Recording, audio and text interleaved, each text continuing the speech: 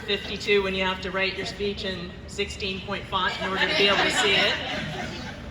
But I appreciate this so much. It's an incredible honor.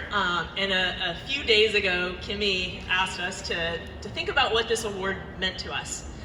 And what I started thinking about immediately is my grandmother. I really, in my work, try to honor the lessons that I learned from my grandma. And this award is the type of recognition that she never would have had the opportunity to have, despite the fact that she was incredibly intelligent and persistent woman, great courage. She never had the opportunity to go to middle school or high school. My grandma, or my Mima, as I called her, was everything to me. And as a child, she was my rock. She was my warm demander who held me to a high bar, but accepted me for who I was. And I was a pain in the butt. And she was my hero.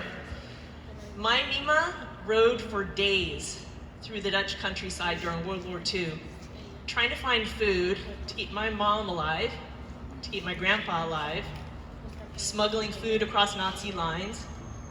Under the threat of gunfire, she collected firewood. She hid my grandpa under the floorboards. She was a woman of incredible courage and persistence. And for as far back as I can remember, I thought the world of her for keeping my mom and my grandpa safe. But as I grew up, I also saw her transform into a community leader. I watched her at her neighborhood center, building relationships, making the community stronger, building connections. Despite a lot of adversity, she kept learning and growing and connecting and building. What she modeled for me is that you have to have that high bar, and you have to live with courage. You have to live with persistence. You have to live with a lot of humor, despite how crazy things can get.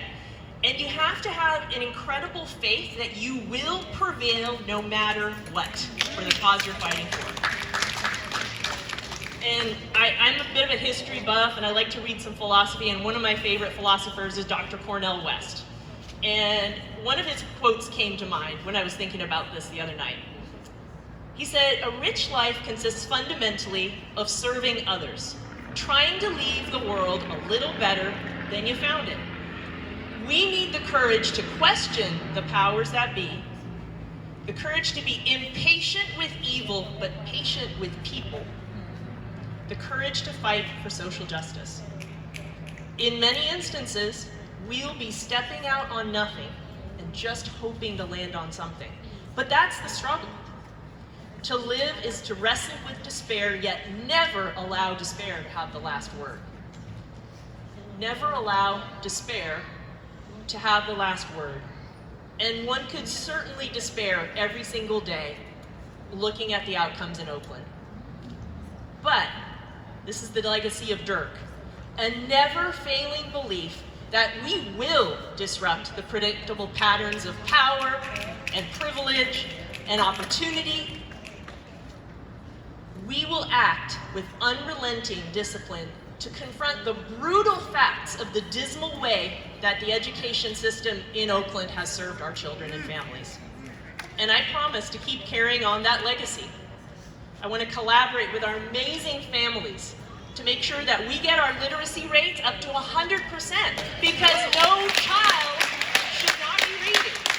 And this is possible. And I promise to never rest until every single one of our kids feel that sense of belonging, that sense of agency, that they have the skills and the power to determine what they will do with their own life. And I promise to keep shining a major spotlight on any aspect of our system, including EFCs, where we are not serving kids effectively. And we're going to relentlessly fight together to make sure that our kids get what they deserve. Never allow despair to have the last word. Thank you.